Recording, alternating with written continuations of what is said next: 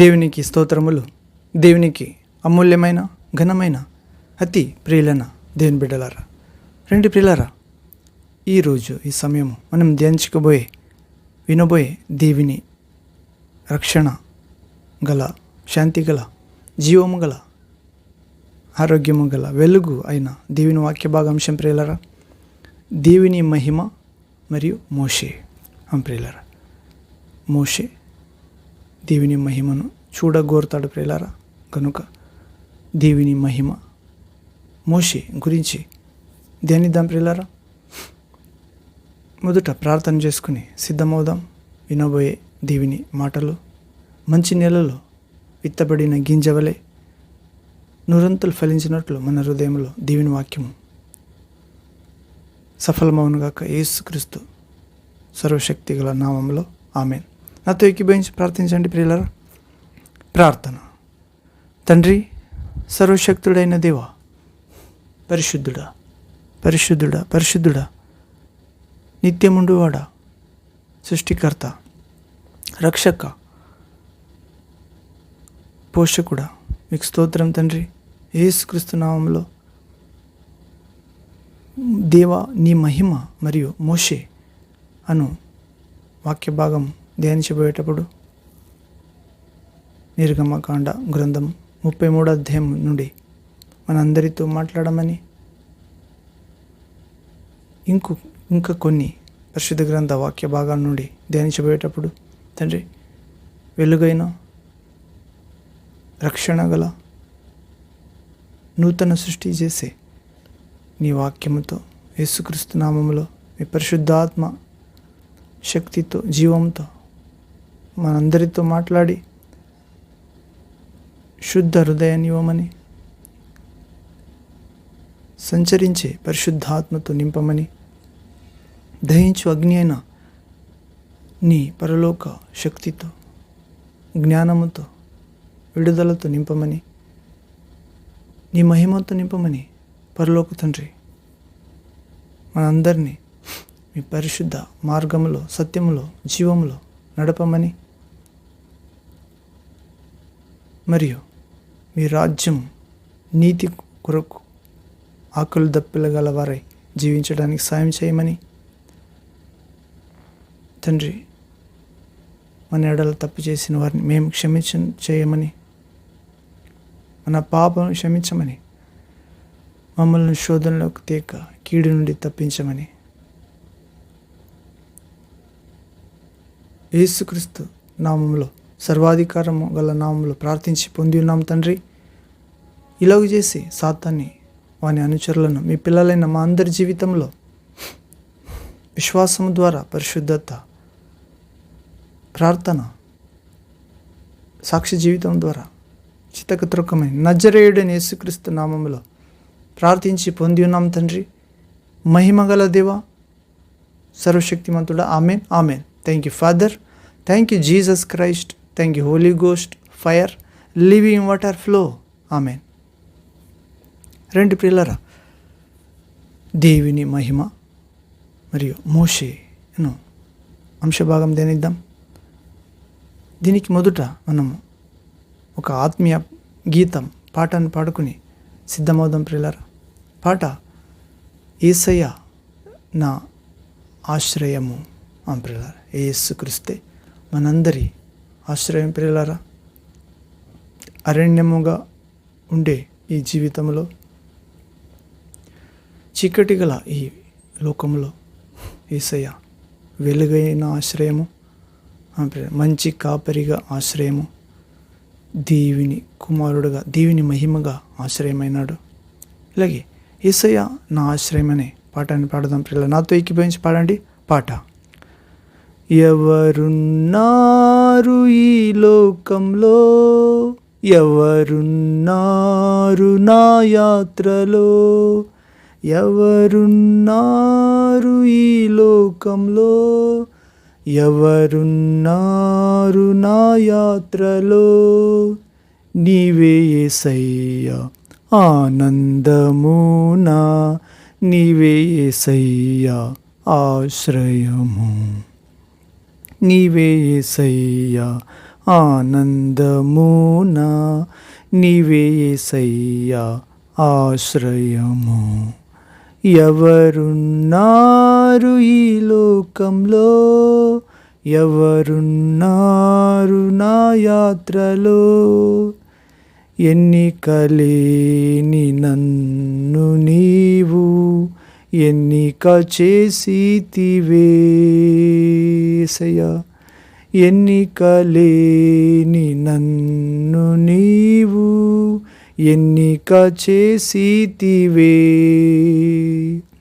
ఇది దరి కానక తిరిగిన నన్ను నీదరి చేర్చితివే. ఇదరి కానక తిరిగిన నన్ను నీదరి చేర్చితివే. నీదరి చేర్చితివే. ఎవరున్నారు ఈ లోకంలో, ఎవరున్నారు నా యాత్రలో, నీవే యేసయ్యా ఆనందమునా నీవే యేసయ్యా ఆశ్రయము. ఆమేన్. నీవే యేసయ్యా ఆనందము మా, నీవే యేసయ్యా ఆశ్రయము. ఎవరున్నారు ఈ లోకంలో, ఎవరున్నారు నా యాత్రలో, శోధనలో వేదనలో కుమిలి నేనుండగా, శోధనలో వేదనలో కుమిలి నేనుండగా, నాదరి చేరి నన్నాదరించి నన్నిల బ్రోచితివే. క్రీస్తు మహారాజు మాదరి చేరి మమ్మాదరించి మమ్మిల బ్రోచితిరే, నన్నిల బ్రోచితివే. ఎవరున్నారు ఈ లోకంలో, ఎవరున్నారు నా యాత్రలో, ఎవరున్నారు ఈ లోకంలో, ఎవరున్నారు మా యాత్రలో, నీవే యేసయ్యా ఆనందమునా, నీవే యేసయ్యా ఆశ్రయము. ఆమేన్. నీవే యేసయ్యా ఆనందమునా, నీవే యేసయ్యా ఆశ్రయము. ఎవరున్నారు ఈ లోకంలో, ఎవరున్నారు నా యాత్రలో, నీవున్నావు యేసయ్యా నా యాత్రలో. ఆమేన్. Thank you, Father, God Almighty. We welcome you, Father, in this place, in this word of God. We welcome you, Son of God, Jesus Christ of Nazareth, Savior of the world. Welcome you, Lord, this place, in this word of God. We welcome you, Holy Ghost, God, with your fire and living water in this place, in this word of God. Guide us, Lord. Lead us, talk us, cleanse us, forgive us, make us a new creation in the Lord Jesus Christ, and guide us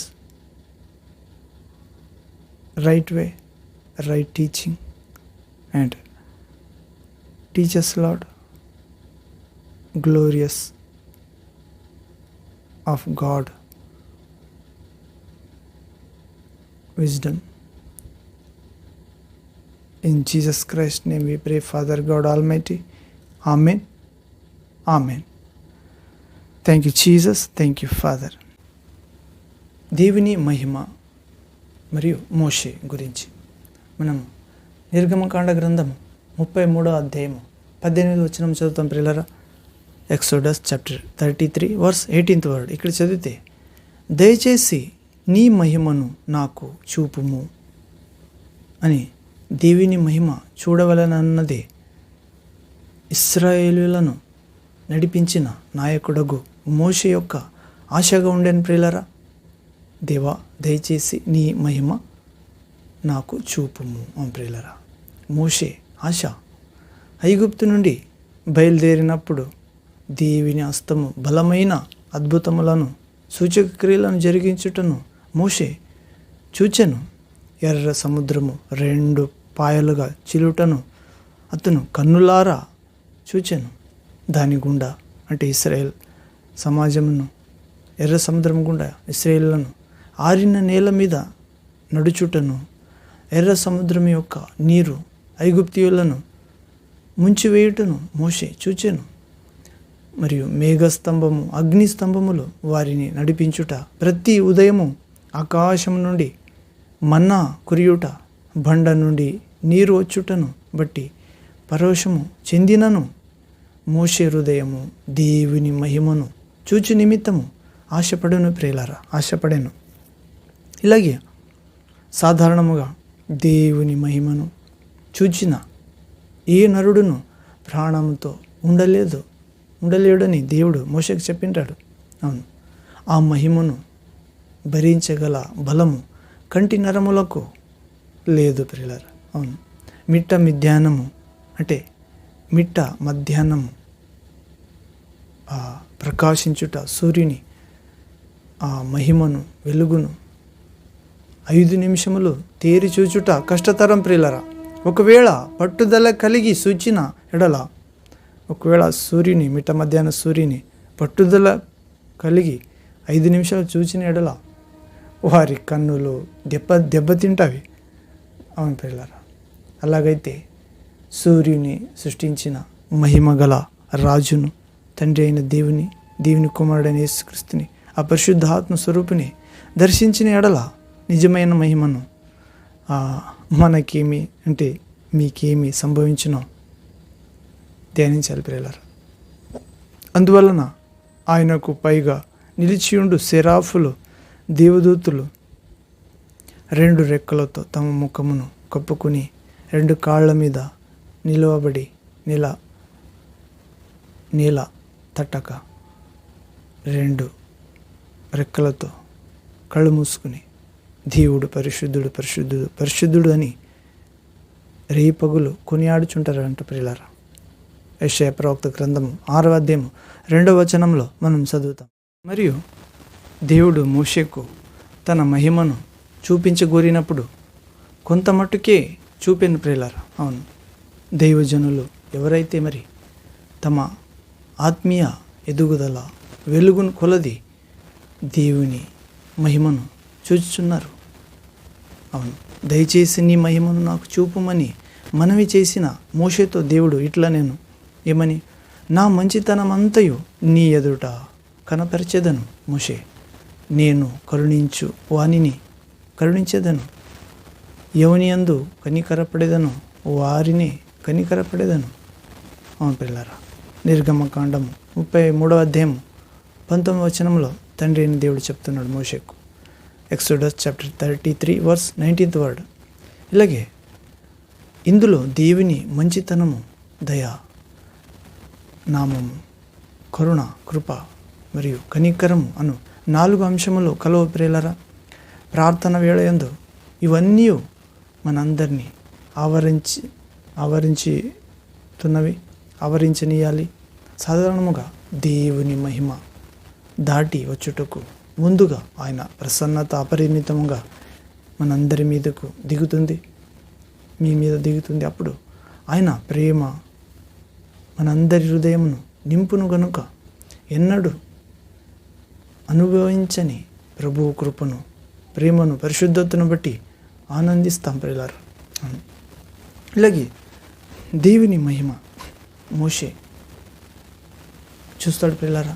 ఎంతో కొంత ఆత్మీయ వెలుగు కొలది. అవును, దేవుడు తన మహిమను చూపడానికి మోషేకు ఒక బండ సంద కొండకు తీసుకుని వెళ్తాను ప్రియులారా. అవును, మహిమ కొరకు బండ సందు అని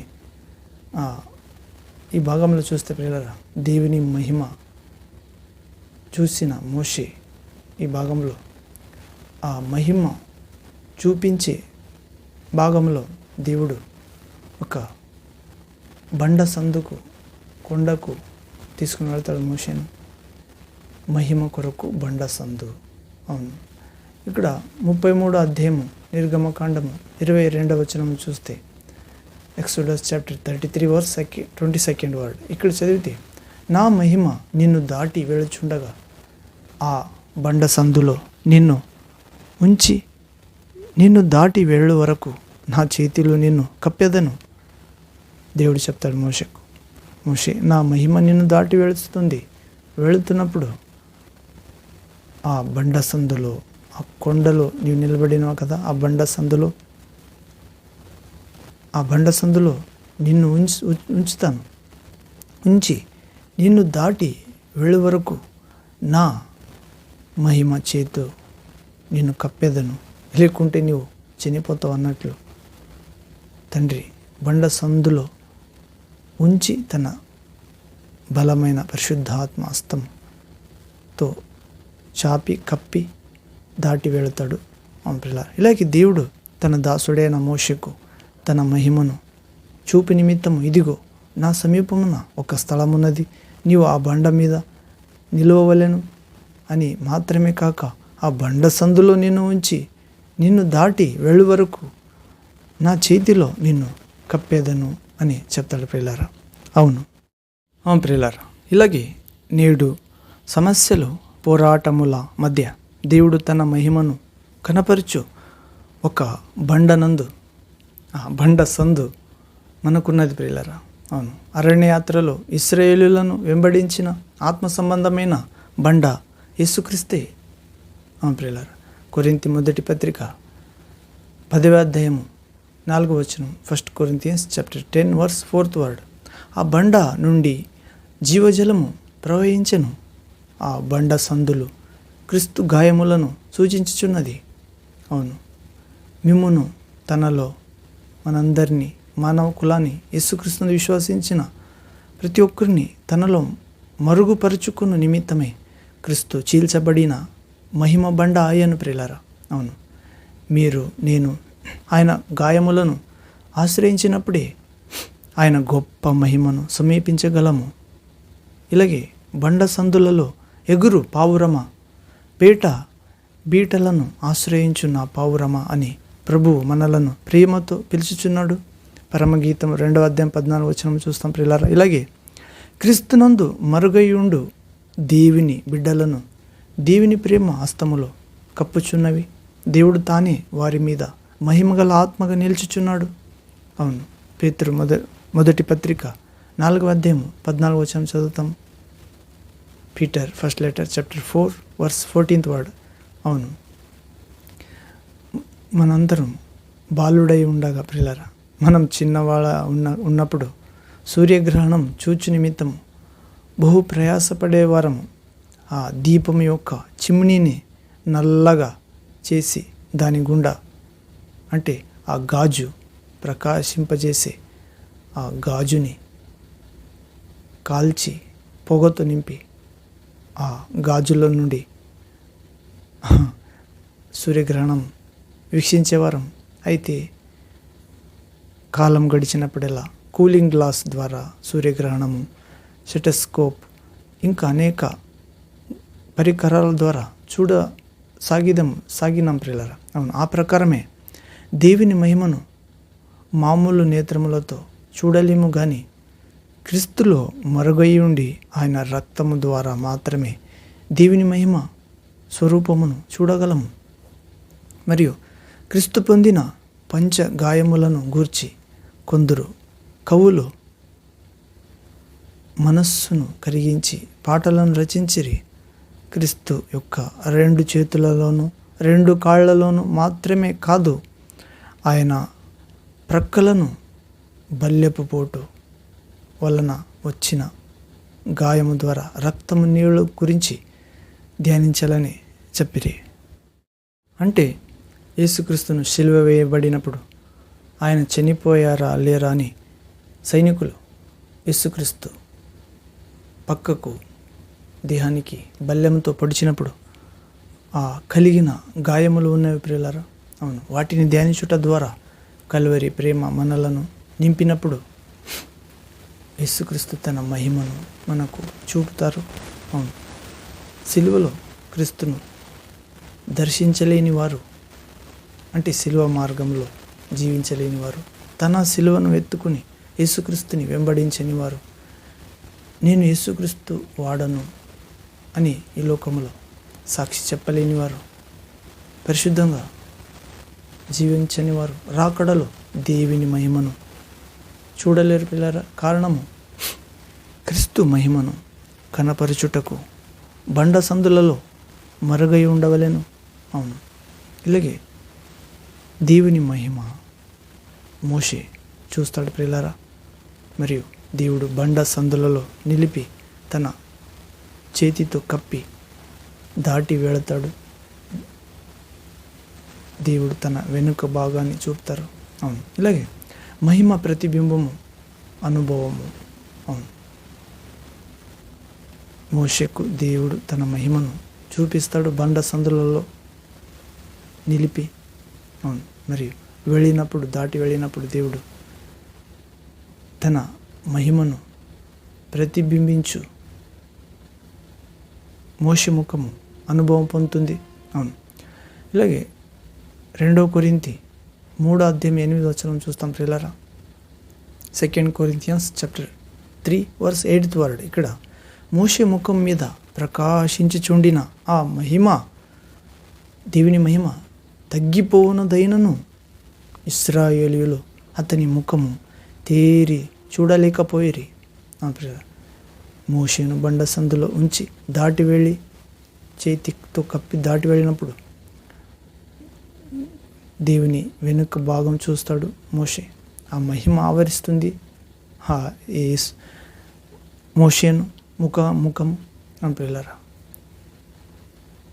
కొండ నుండి దిగి వచ్చినప్పుడు మోషే ముఖము మీద ప్రకాశం ఉండినను ఆ మహిమ తగ్గిపోయినదైనను కొంత సమయం మేరకు మోషే ముఖం ప్రకాశించింది. ఇశ్రాయేలు చూడలేకపోయారు. తగ్గిపోయే మహిమ అయినను ఇశ్రాయేలీలు అతని మోషే ముఖము తేరి, అంటే స్పష్టముగా సూటిగా చూడలేకపోయిరి. అవును ప్రియులారా, మిట్ట మధ్యాహ్నం సూర్యుని ఎలాగో చూడలేకపోయారో పోతాము ఒక 5 నిమిషం, అలాగే మోషే ముఖం కూడా చూడలేదు. ఇలాగే మహిమను చూచు అనుభవంతో నేను ఆగిపోకూడదు ప్రియులారా. దాని వెంబడి మహిమను ప్రతిబింబించు అనుభవమును కూడా కోరుకోవలెను. సీనాయి కొండ ఎక్కిన మోషేకు దానిని గూర్చి తెలియదు కానీ 40 రాత్రింబగళ్ళు దేవుని సన్నిధిలో కనిపెట్టుచుండగా తాను ఎరుగకయే అతని ముఖం ప్రకాశించుచుండెను. దానిని ఇశ్రాయేల్ ప్రజలు చూచిరి. అవును, నిర్గమకాండం 34:35 చదువుతాం. Exodus chapter 34:35. అవును, ఇలాగే తల్లి గర్భమున పుట్టిన వారందరూ పాపమును బట్టి దేవుడు అనుగ్రహించు మహిమను కోల్పోయిరి గాని రాత్రింబగళ్ళు దేవుని సన్నిధానములో కనిపెట్టు వారిని ఆయన మహిమ ప్రకాశింపజేయుచున్నది ప్రియులారా. మరియు సూర్యుని వెలుగును పీల్చుకుని చంద్రుడు రాత్రివేళ దానిని వెదజల్లుచున్న ప్రకారం విశ్వాసుల జీవితంలోనూ జరుగుచున్నది. ఉదయమున లేచి దేవుని మహిమ ప్రకాశమును కోరుకొనుచు దేవుని సన్నిధిలో వేచి ఉండువారు మహిమను ప్రతిబింబించు వారై ఉంటారు పిల్లరా. మరియు దానియేలు దినమునకు 3 మారు ప్రార్థిస్తుంటాడు ప్రియులారా, యెరూషలేము తట్టు తిరిగి. అవును ప్రియులారా, ఇలాగే దేవుని ఇష్టుడైన ప్రియుడైన ప్రవక్తగా దానియేలు కూడా మారినాడు. అలాగే మోషే దేవుని మహిమతో ప్రతిబింబించాడని మనం చూస్తాము. అవును ప్రియులారా, ఇలాగే దేవుని సముఖంలో ఎదురుచూచు వారందరూ కూడా మహిమ అనుభవం పొందుకుంటారు ప్రియులారా. నిర్గమకాండం గ్రంథం 34వ అధ్యాయం రెండవ వచనం చదువుతాం. Exodus chapter 34 verse 2nd word. ఇక్కడ అయస్కాంతముతో అంటుకొని ఉన్న ఇనుపు ముక్క అయస్కాంతంతో శక్తి పొందుకొనుచున్న ప్రకారము మహిమగల రాజగు దేవునితో సన్నిహితముగా సహవాసము చేయు మీరును అందరూ ఆయన మహిమను పొందుకుంటారు ప్రియులారా. అవును, మోషే ఎలాగో దేవుని సన్నిధిలో ఉదయకాలమున దేవుని సన్నిధికి వెళ్ళి ఆయనతో కడుతుంటాడు. అంటే కొండ ఎక్కి ఆయన మహిమ తేజస్సులు వెళుతుంటాడు. ఇలాగే మేము కూడా అయస్కాంతంతో అంటుకొని ఉన్న ఇనుపు ముక్క అయస్కాంతం శక్తిని పొందుకునుచున్న ప్రకారం మహిమగల రాజుగు దేవుని సన్నిహితముగా సాహసం చేయు మేమందరం చేస్తే దేవుని మహిమ పొందుకుంటాం ప్రియులారా.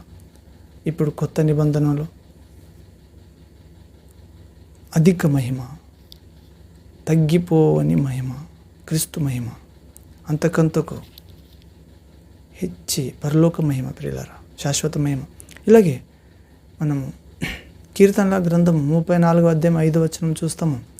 Psalms 34 verse 5th word. ఇక్కడ చదివితే వారు ఆయన తట్టు అంటే దేవుని తట్టు చూడగా ఎవరు? ఆయన భక్తులు. ప్రియులారా, దేవుని తట్టు వారు చూడగా వారికి వెలుగు మహిమ ప్రకాశము కలిగెను. మూర్ఖమైన వక్రజనము మధ్య జీవించినను మూర్ఖమైన వక్రజనుల మధ్య జీవించినను ప్రభువు తట్టు చూచు వారందరూ మండుచు ప్రకాశించు దీపమై ఉంటారు ప్రియులారా. అవును, ఆనాడు బాప్తిసం ఇచ్చు యోహాను అలాగే ఉండెను. మన ప్రభువైన యేసుక్రీస్తు దేవుని మహిమ యొక్క తేజస్సుగా ఉండెను, అనగా దేవుని ప్రతిబింబంగా ఉండెను. హెబ్రీ గ్రంథంలో 1వ అధ్యాయం 3వ వచనం చదువుతాం. Hebrew chapter 1 verse 3rd word. ఇలాగే యేసుక్రీస్తు మనకు మాదిరి చూపించు నిమిత్తం ఇంకా చీకటి ఉండగానే లేదా అరణ్య ప్రాంతమునకు వెళ్ళి ప్రార్థించెను. మార్క్స్ వార్త 1వ అధ్యాయం 15వ వచనం. Mark gospel chapter 1 verse 15th word. కొండ ఎక్కి రాత్రి అంతయు ప్రార్థించెను. ఆయన జీవితం దేవుని మహిమ ప్రకాశముతో నిండి ఉండేను. యేసుక్రీస్తు జీవితం రక్షకుని దేవుని కుమారుడు జీవితం గనుక నన్ను చూచువాడు తండ్రిని చూచి ఉన్నాడు అని చెప్పగలిగాను. John gospel chapter 14 verse 9th word. యోహాను సువార్త 14వ అధ్యాయంలో 9వ వచనం చెప్తారు. ఇలాగే దేవుని బిడ్డ నీవు నేను క్రీస్తునందున్న ఎడల ఆయన మహిమను ప్రతిబింబ చేస్తాము ప్రియులారా, ప్రతిబింబించేదవు. మరియు హెబ్రీ గ్రంథం 3వ అధ్యాయం 3వ వచనం నుంచి చదివితే మోషే దేవుని ఇల్లంతటిలో నమ్మకస్తుడు, కానీ యేసుక్రీస్తు దేవుని ఇల్లును కట్టినవారు. మోషే ముందర వచ్చి సంగతులకు సాక్షి అయి ఉండెను. యేసుక్రీస్తు అయితే దేవుని ఇల్లు మీద శాశ్వత అధికారి అయి ఉన్నాడు పిల్లరా. దేవుని ఇల్లు అంటే దేవుని జనులు అయి ఉన్నారు. ఆనాడు మోషే 21 లక్ష జనాల్ని దేవుని ప్రజలను కానాను దేశకు వాగ్దాన దేశానికి దాసత్వం నుండి విడిపించి నడిపిస్తాడు. దేవుని ఇల్లు అయిన దేవుని జనం ప్రియుల మన దేహం దేవుని ఆలయం. ఇలాగే కొత్త నిబంధనలు అయితే యేసుక్రీస్తు దేవుని ఇంటి మీద అధికారి, అంటే దైవజనుల మీద అధికారి, దేహం మీద అధికారి, పిల్ల ఆత్మ మీద అధికారి, మనస్సు మీద అధికారి. ఇలాగే మోషే దేవుని మహిమ చూస్తాడు పిల్లరా.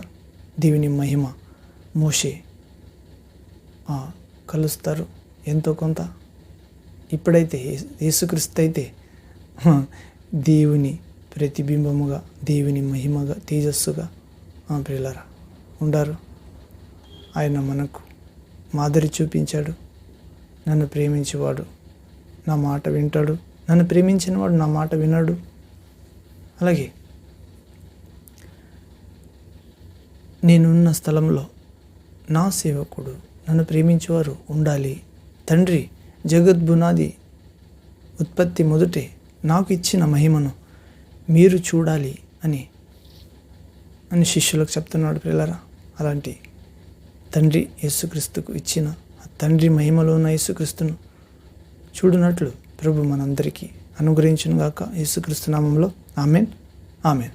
ప్రార్థించుకుని ఈ వాక్య భాగం ముగిద్దాం. ప్రియులారా, ప్రార్థన నాతో ఏకీభవించండి. ప్రేయర్. తండ్రి, సర్వశక్తుడైన దేవా, పరిశుద్ధుడా, పరిశుద్ధుడా, పరిశుద్ధుడా, ప్రేమ స్వరూపుడా, శాంతిదాతుడా, నిత్య జీవనాయకుడా, ఆరోగ్యనాథుడా, పరిశుద్ధ దేవా, మోషే దేవుని మహిమ అనే అంశాన్ని ధ్యానించినాం తండ్రి. మేము కూడా మోషే లాగా తండ్రి ఎన్ని మహిమను మోషే చూచినను నిన్ను చూచే మహిమ, నీ నిజమైన మహిమను చూడాలనే ఆశతో ఉండెను తండ్రి. ఇశ్రాయేలును విడిపించినారు 10 అద్భుతముల ద్వారా. కానీ మోషే తృప్తి చెందలేదు. ఎర్ర సముద్రాన్ని చీల్చి 6 నేల మీద ఇశ్రాయేలును ఒడ్డున చేర్చారు. ఈజిప్ట్ సైనికులను నీళ్లతో ముంచివేశారు, నాశనం చేశారు. అప్పుడు మరి మోషే తృప్తి చెందలేదు. కానీ దేవా, నీ మహిమ నాకు చూపుము అని తండ్రి నిన్ను కోరినాడు. మోషే, నన్ను చూచి బ్రతికే నరుడు ఏ ఒక్కడు లేడు అని మీరు మోషేతో మాట్లాడినారు. కానీ నీవు అడిగినావు కాబట్టి నిన్ను ఒక బండ సందులో పెట్టి నిన్ను దాటి వెళ్ళినప్పుడు నా చేతితో కప్పేదను. నేను దాటినాక నా చేయి తీసివేస్తాను. అప్పుడు నీవు నా వెనుక భాగాన్ని చూచెదవు అంతే అని చెప్పి తండ్రి నీ మహిమను చూపావు. యేసుక్రీస్తునందైతే నీ మహిమగా మా అందరినీ మార్చావు. ఇంత గొప్ప మహిమను మరి మేమందరం ఈ వాక్య భాగం వినిన ప్రతి ఒక్క కుమార్తె పొందడానికి సహాయం చేయమని నజరేయుడైన దేవుని కుమారుడైన యేసుక్రీస్తు సర్వాధికారి నామంలో స్తుతించి కృతజ్ఞతతో ప్రార్థించి పొంది ఉన్నాం తండ్రి. Amen, amen. Thank you father, thank you Jesus Christ, thank you holy ghost fire, living water flow. Amen. ప్రియులారా, దేవుని మహిమ మోషే. ఇలాగే మనం కూడా దేవుని ఇల్లంతటిలో నమ్మకస్తునిగా ఉండే మోషేలాగా దేవుని ఇంటిని కట్టిన యేసుక్రీస్తులాగా జీవించడానికి తండ్రి మనందరికీ తన మహిమతో ఆశీర్వదించునుగాక. ఆమెన్. మరొక వాక్య భాగంలో దేవుని చిత్తమైతే కలుద్దాం ప్రియులారా. అంతవరకు తండ్రి అయిన దేవుని మహాప్రేమ, యేసుక్రీస్తు మహాకృప, పరిశుద్ధాత్మని దివ్య సన్నిధి, సావాసము, మనోహర అన్యోన్నత, కటాక్ష, బోధన, మార్గదర్శనం, వరఫల ఆయుధం, స్వర మీతో, మీ కుటుంబంతో, మీ సంఘంతో, మీ చేతి పనులతో, మీ ప్రియమైన వారితో, మీ ప్రయాణంతో, మీ స్వార్థ సేవతో, ప్రార్థన, విశ్వాస, పరిశుద్ధ సాక్షి జీవితంతో ఎల్లప్పుడూ దేవుని మహిమతో, దేవుని చిత్తానుసారంగా బలంగా ఉండునుగాక నిత్య జీవముతో. Amen, amen. Thank you father, thank you Jesus Christ, thank you holy ghost fire, living water flow. Amen.